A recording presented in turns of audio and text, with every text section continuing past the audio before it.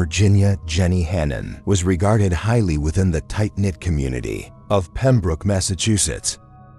She was an adored cook at Bryanville Elementary School. Students and teachers recall how she would lovingly sneak an extra cookie or container of juice to those who needed it.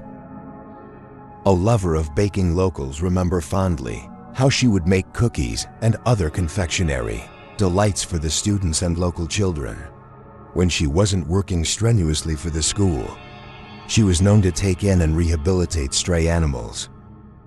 Her gentle and generous nature made the uncovering of her stabbed and beaten body all the more horrific. On February 13, 1984, 59-year-old Jenny, as she was known to those closest to her, was declared deceased in her own home, a victim of a brutal stabbing and strangulation at the hands of a then unknown culprit, in what would be the first murder in that sleepy town. In over a decade, a widower, Jenny had lost her husband in 1971, 13 years prior to her own premature death. She lived by herself in a quaint cottage on West Street, painted a cheerful yellow, which was located about 3 miles from the town center. Each year, Jenny was known to make an annual trip to California to visit her aunt. She always spoke well of her aunt, and diligently and joyfully made the trip of over 3,000 miles to visit her. Due to her friendliness, some recall that Jenny was known to be a bit too forthcoming with personal details of her family life and general going on about. After her aunt passed away, she inherited $380,000, which is equivalent to over $1 million in 2021, taking into account inflation. Due to this windfall, Jenny was finally able to retire, a welcome respite as she suffered from emphysema and became winded when doing tasks that required even a moderate amount of genuineness. After receiving her inheritance, Jenny deposited the bulk of the money into the bank. But whether founded or unfounded, whispers that Jenny kept stacks of cash somewhere in her yellow house circulated, and soon the rumor spread like wildfire throughout the small town. On Saturday, February 11, 1984, one night before her death, Jenny was picked up and brought to the nearby town of Hannon to attend the 5 p.m. Mass at St. Joseph's Church with a friend of hers named Dolly, something she regularly did. As they usually did after the service, the two women drove to the city of Halifax and ate at BRS restaurant. After dinner, Dolly drove Jenny home, and they said goodnight to each other at around 7:30 p.m. After dropping her off and watching Jenny walk into her home, nobody, including Dolly, heard from Jenny for the remainder of the weekend. On Monday, February 13th, at around 11 a.m., Jenny's stepfather's housekeeper, who was dropping in to ask for a spare key with which to access the elderly man's apartment to clean, found the 59-year-old in her own bed with a bedsheet pulled over her face. It was clear upon a visual inspection that her body had undergone a horrendous and brutal beating, her face for the marks of repeated battering, and she had been stabbed 6 times around the torso. Some media reports say she had also been stabbed in one of her eyes. There appeared to be an imprint of a shoe mark on her stomach, which led investigators to believe that she had been stomped on or had been kicked. A pair of pantyhose had been utilized to bind her extremities. Her cause of death appeared to be strangulation. Forced entry was visible to investigators. Both Jenny's window and her front door had been broken in order for the killer to gain entry. Her friend recalls Jenny having $100 in her wallet on the night that she went out to dinner, which was later unaccounted for, leading investigators to wonder if the motive for her murder may have been robbery, and that possibly the robber had believed the rumors about the hidden cash from her inheritance from her deceased aunt. While the town was small, no suspects were ever identified. In Virginia Hannon's murder, police canvassed the area and questioned friends, family, and neighbors, but nobody heard anything. And despite the detectives' best efforts, the case went cold and stayed that way for nearly 40 years. Then in 2020, police received a tip saying that a man from Brockton, a city in Plymouth County, Massachusetts, named Jesse Aylward was the culprit in the case, which had gone unsolved for so long. The tip was called in one day, after Jesse Aylward passed away in the hospital.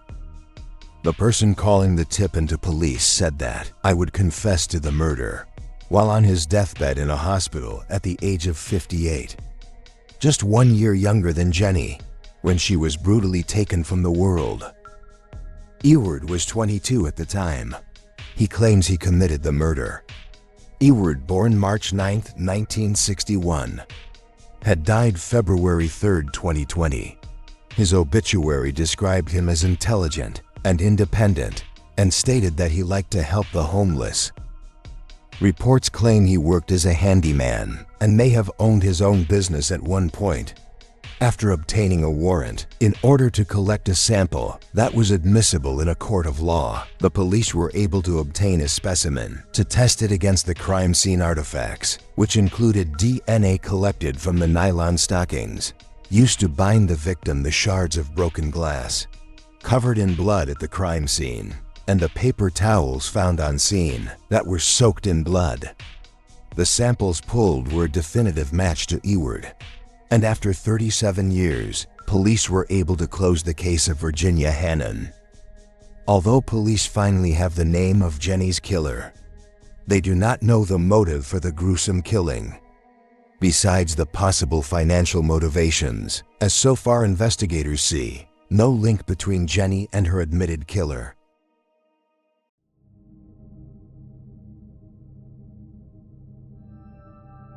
On July 11, 1963, a man fishing in Keene Creek Reservoir near Ashland hooked onto something on his fishing cord. At first he thought it was a rolled-up blanket. However, after reeling in the blanket, he realized that inside the bag was the body of a toddler. He immediately called the police. The boy was fully clothed and was wearing shoes. He was wrapped in a blanket and a handmade patchwork quilt with 2 iron acer molds attached to keep it submerged underwater. A coroner determined that the toddler likely suffered from Down syndrome or another genetic abnormality. The boy was estimated to be between 1 and 2 years old. Due to the freezing temperatures of the previous winter, the coroner was not able to determine an exact time of death, but it is estimated that the boy most likely died sometime after October of 1962. The boy's cause of death was unknown, but his death was considered a homicide, given the circumstances under which his body was found. The toddler was between 2 foot 8 inches and 3 feet, 2 inches tall, and he weighed between 19 to 30 pounds. He had sandy blonde or light brown hair and was wearing a red, long-sleeve shirt with horizontal, thin white stripes, gray corduroy pants with an elastic waist, and a buckle for size adjustment, ankle socks, and size 3 white shoes known as jumping jacks. The clothes were likely purchased at J.C. Penney and Norris Shoe Store in Medford. The police compared his footprints to more than 100 recorded footprints of infants born at the local hospital. Dental records at the time were rarely used, but this case changed that, as the toddler had unique teeth, which could help identify him easily.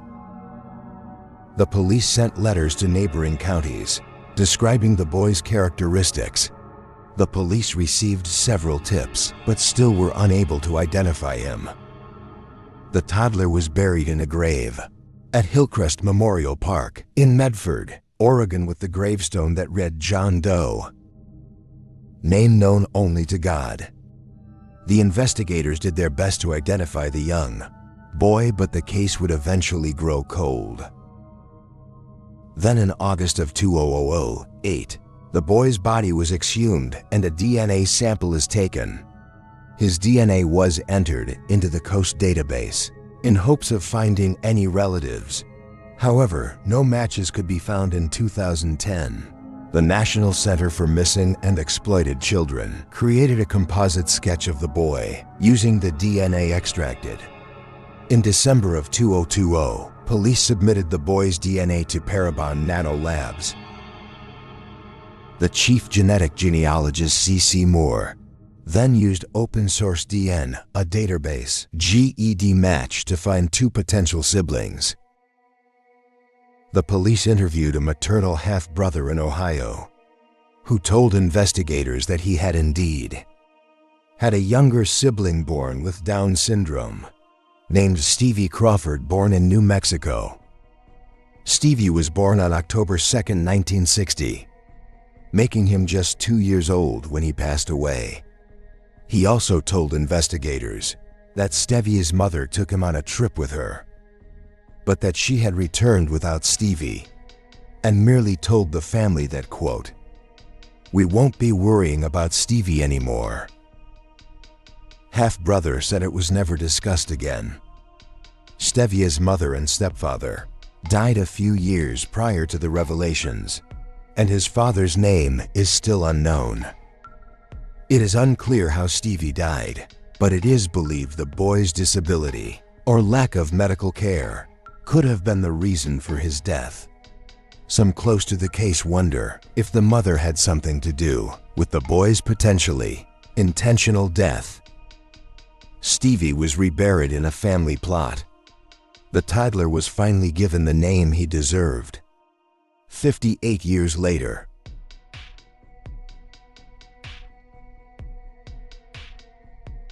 Carla Walker was a 17-year-old teenager studying at Western Hills High School in Benbrook, Fort Worth.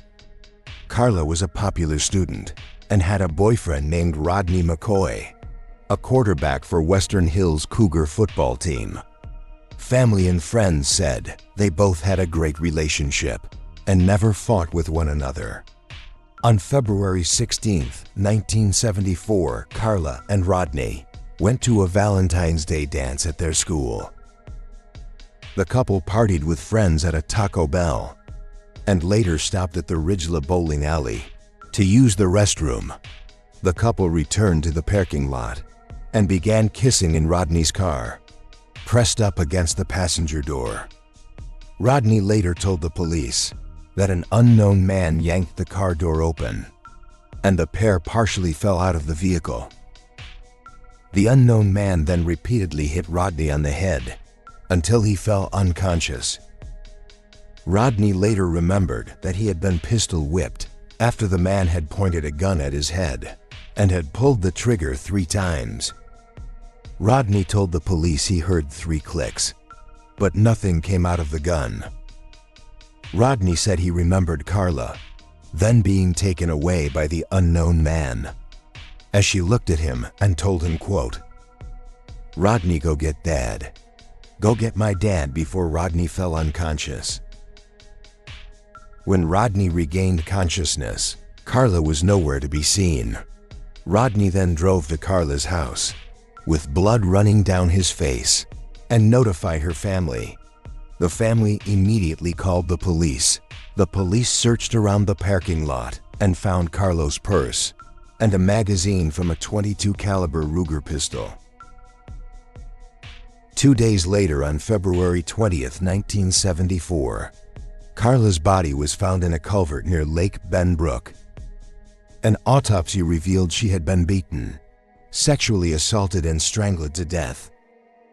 Morphine was also found in her system. Police were able to recover DNA from the crime scene, but the technology at the time was not advanced enough to identify a killer. Soon police were able to match the magazine found at the crime scene to a gun registered to Glenn Samuel McCurley. McCurley was a convicted car thief and lived just 1 mile from the bowling alley. Police learned that McCurley did not have work on the night of Carla's kidnapping and was off the following day. His wife was also out of town at the time. Police interviewed him, but he claimed that someone had stolen his gun. A few weeks prior, he said he did not report it missing because he was an ex-convict and did not want to get in trouble. He denied any involvement in Carla's kidnapping and subsequent murder. Over the years, police interviewed several suspects, but none were charged. The case eventually grew cold in 2019. Detectives reopened the case, and DNA found at the crime scene was submitted to the CODAS database, but no matches could be found. Then in July of 2020, some labs created a genetic profile of a suspect with the help of DNA found at the crime scene. The DNA profile was entered into JugMatch, and in September of 2020, police were able to narrow down the search to 3 brothers who had surnames as McCurley as a possible match. One of the brothers was Glenn Samuel McCurley, who was interviewed in 1974 as a possible suspect. The police then took a DNA sample from his trash, and it matched the DNA found at the crime scene. McCurley, now 78, was again questioned, but still he denied any involvement. He agreed to give a DNA sample. Soon McCurley was arrested and charged with Carla's kidnapping and murder after his DNA matched the DNA found at the crime scene. During his interrogation, he said that he had been out drinking on the night of the crime. He said he had parked his car at the parking lot and noticed a girl screaming in her boyfriend's car. He said he decided, quote, to help her out, and was able to free the girl out of the car after a tussle with her boyfriend. He denied raping and strangling Carla. However, he later reportedly confessed to the crime after the investigators asked him, "How did you kill her?" And he answered with, "I guess I choked her." During his trial in August of 2021, the video of his interrogation was presented to the jury, and McCurley changed his plea to guilty. He was sentenced to life in prison, and the case was solved after 47 years.